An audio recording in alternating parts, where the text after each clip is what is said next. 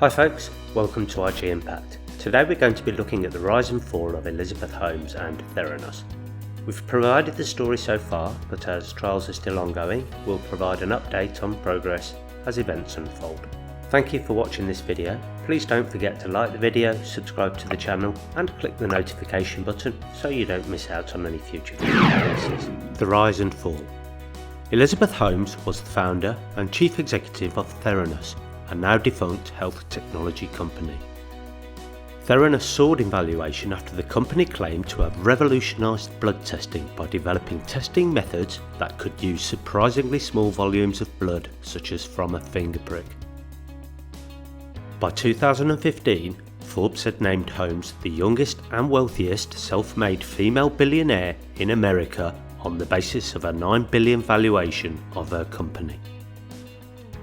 The next year, following revelations of potential fraud about Theranos claims, Forbes had revised its published estimate of Holmes' net worth to zero.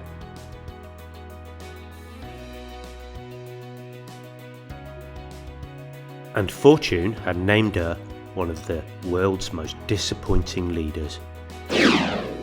Where it all began. While at Stanford University, Elizabeth Holmes had an idea: to develop a wearable patch that could adjust the dosage of drug delivery and notify doctors of variables in patients' blood.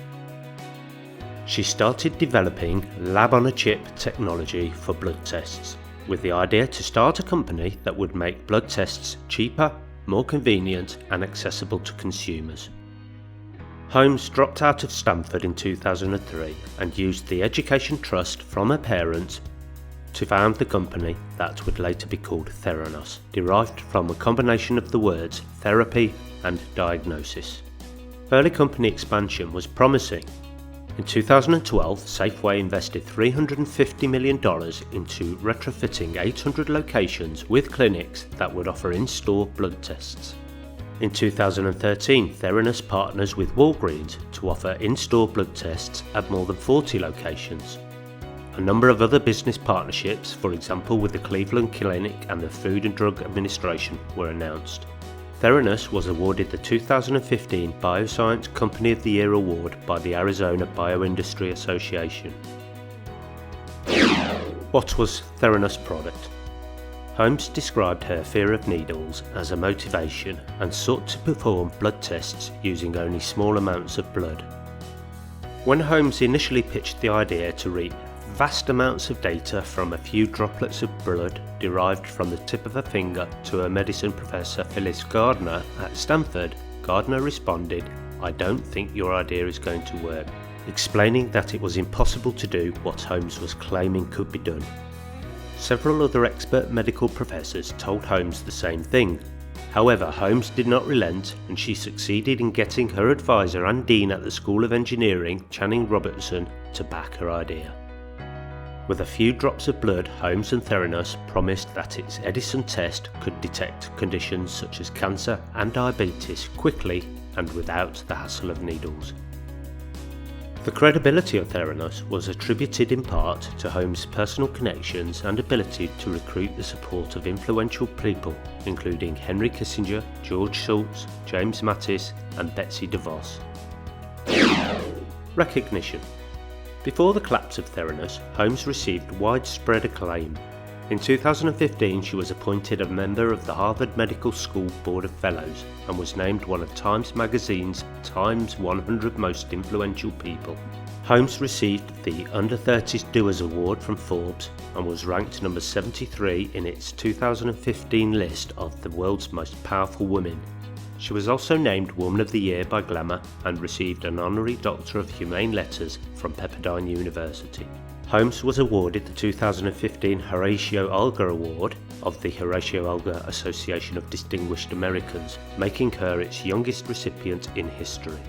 She previously had been named Fortune's Businessperson of the Year and had been listed in its 40 Under 40 feature. Where it went wrong. The decline of Theranos began in 2015 when a series of journalistic and regulatory investigations revealed doubts about the company's technological claims and whether Holmes had misled investors and the government. John Carreyrou of the Wall Street Journal initiated a secret, months-long investigation of Theranos after he received a tip from a medical expert who thought the Edison blood testing device seemed suspicious. Carreyrou spoke to ex-employee whistleblowers and obtained many company documents. In October 2015, despite legal threats and strong-arm tactics, Carreyrou published a bombshell article detailing how the Edison device gave inaccurate results and revealing that the company had been using commercially available machines made by other manufacturers for most of its testing. In 2018, the US Securities and Exchange Commission charged Theranos and Holmes with deceiving investors by massive fraud through false or exaggerated claims about the accuracy of the company's blood testing technology. Holmes settled the charges by paying a $500,000 fine, returning 18.9 million shares to the company, relinquishing her voting control of Theranos, and was barred from serving as an officer or director of a public company for 10 years. In June 2018, a federal grand jury indicted Holmes and former Theranos Chief Operating Officer (COO) Ramesh Balwani for distributing blood tests with falsified results to consumers. Carreyrou continued to expose problems with the company and Holmes' conduct in a series of articles, and in 2018 published a book titled Bad Blood: Secrets and Lies in a Silicon Valley Startup, detailing his investigation of Theranos. At its height in 2015, Theranos had more than 800 employees. It dismissed 340 people in October 2016 and an additional 155 in January 2017.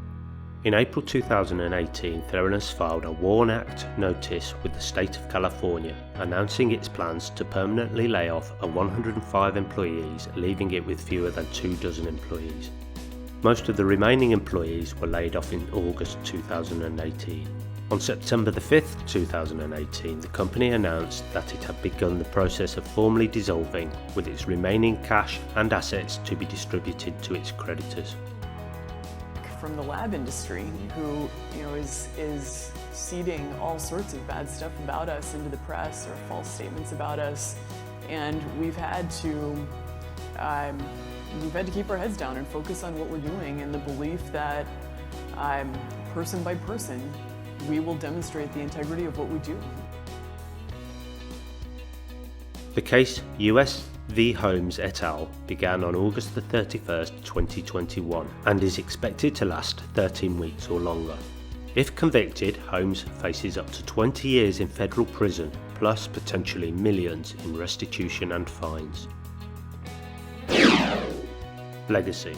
Holmes has been credited with creating a negative stigma for other women entrepreneurs, particularly in the science and healthcare industries, who are often compared to her. Writing in the New York Times, technology journalist Eric Griffith commented that Holmes continues to loom large across the startup world because of the audacity of her story, which has permeated popular culture. Thank you for watching this video. Please don't forget to like the video, subscribe to the channel and click the notification button so you don't miss out on any future video releases.